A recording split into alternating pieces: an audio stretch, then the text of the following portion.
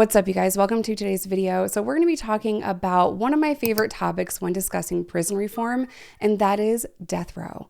And we're also going to be discussing why it is that Biden and Trump had two very different viewpoints on it and how that affects inmates in the federal system. If you are new here, hi, my name is Jess. I'm a person in long-term recovery who has in fact been to prison. Ta-da! It's not a flex, it's just a fact. If you want to follow me on any other social media platform, TikTok, even though it's probably going away, Instagram, Patreon, that's $2. It's only ever going to be $2. All of that is linked down below, as well as my vlog channel and my Facebook. Without further ado, let's kick this thing off.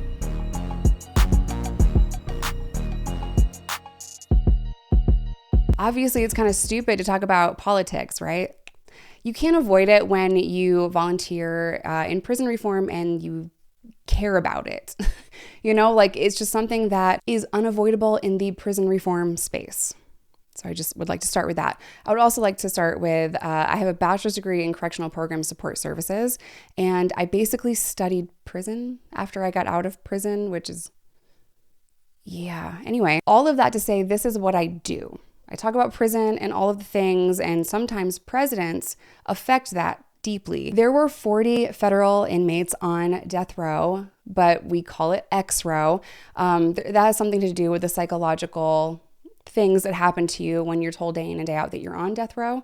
A lot of the people on death row always have appeals that they're following up with. So, you know, people that have been to prison and people that have worked in prison don't call it death row. We call it X row. So that's what I'm going to be referring to it as throughout the duration of this video. There were 40 federal inmates, and Biden commuted all of their sentences, all but 3.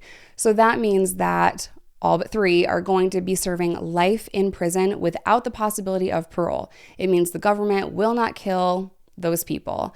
The people that he left on X row, Dylan Roof, if you guys remember him, he is the one that killed 9 people in a church in South Carolina. That was back in 2017. Biden is also keeping the Boston Marathon bomber on X row, as well as Robert Bauer, and he is responsible for killing people in a synagogue in Pittsburgh. So those 3 people will remain on federal X row. They will most likely face that sentence, especially with Trump taking a second term. So Biden and Trump had very different views on the death penalty.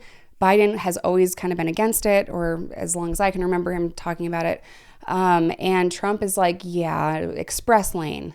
Okay, not a good look. He didn't say express lane. He said that he would expand the use of the death penalty. In Trump's first term, he did carry out and make sure that this was kind of rushed.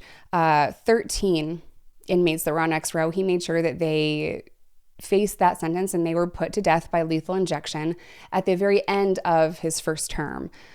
So it kind of looks like that's exactly what he will do when he takes office. So the reason why Biden commuted those sentences for almost 40 federal inmates is because Biden knew that Trump would come in and he would be like, let's get her done. No matter what side that you're on, because believe me, I hate politics. I am not a Republican. I am not a Democrat. I am somewhere kind of in the middle, I guess, but I don't like labels and I don't like politicians and I don't like anything really that I'm seeing happen in America right now. But no matter what side you're on, the data does not lie. Numbers don't lie. Statistics don't lie. Math does not lie. It has been proven time and time again that the states that do not have the death penalty do not see a higher rate in violent crimes. It's actually the opposite for some reason. And, you know, there's a lot of reasons actually why states that do have the death penalty see higher and more violent crimes. And I think, again, it kind of goes back to psychology. The reason behind a lot of crimes is because some people are hoping to receive that sentence. But the real truth of most cases are people are not out there thinking like, if I commit this crime, this is going to happen to me. Oh, I can't commit this crime because in the state of Florida, they have the death penalty. They're not thinking that way. People that are very dangerous, very mentally unstable, sociopathic, violent, committing heinous crimes, they're not thinking about how they're going to get in trouble if they're caught for these very horrendous and violent crimes, right? So the death penalty is not a deterrent for crime. It just isn't. It never has been, it never will be. So for doing something, if the government is able to take people's lives that have commit crimes, then they should have to prove that it's a necessity. And if it doesn't stop crime, it doesn't even put a dent in violent crimes, why are we doing it? Also, there's too many problems with the judicial system.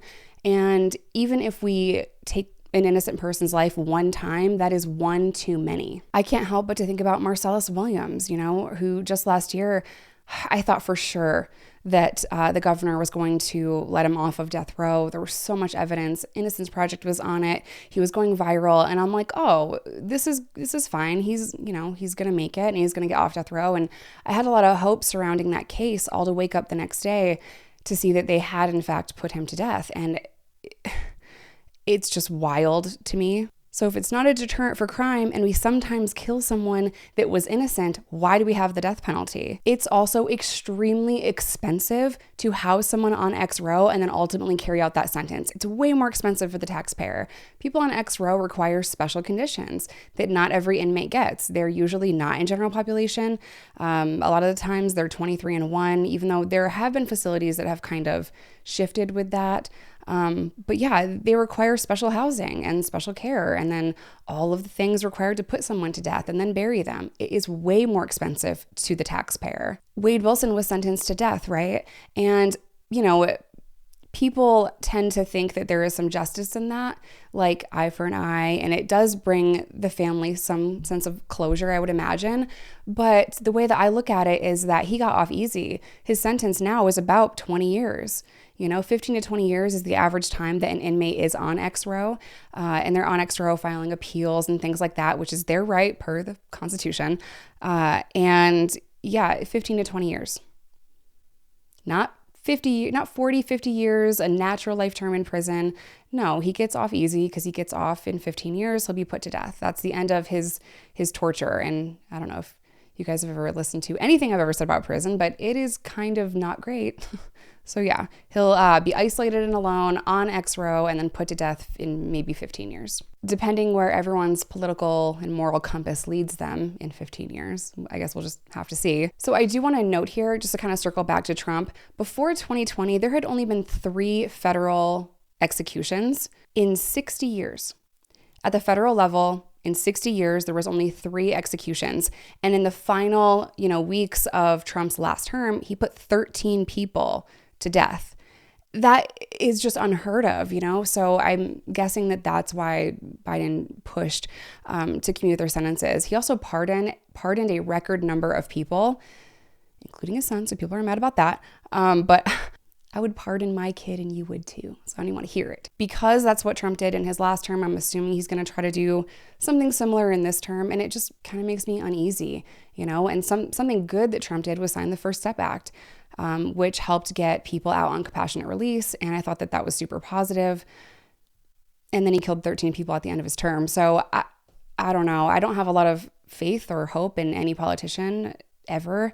And I do feel like it's going to be a long 4 years because just a few days into 2025, we already have so many things happening. The attack in New Orleans and the attack in Vegas with the Cybertruck outside of Trump Tower from 2 people that were in the army. It's just so hard. I feel like it's going to be a hard 4 years for everyone, especially if we can't come together and all that shit. Not to be too political, but I'm going to end today's video here. Please let me know what you think about the death penalty in the comment section down below. It's okay if you disagree with me. Just be respectful in the comments down below. That's all I ask. That's all I ever ask. And I will see you guys in my next one.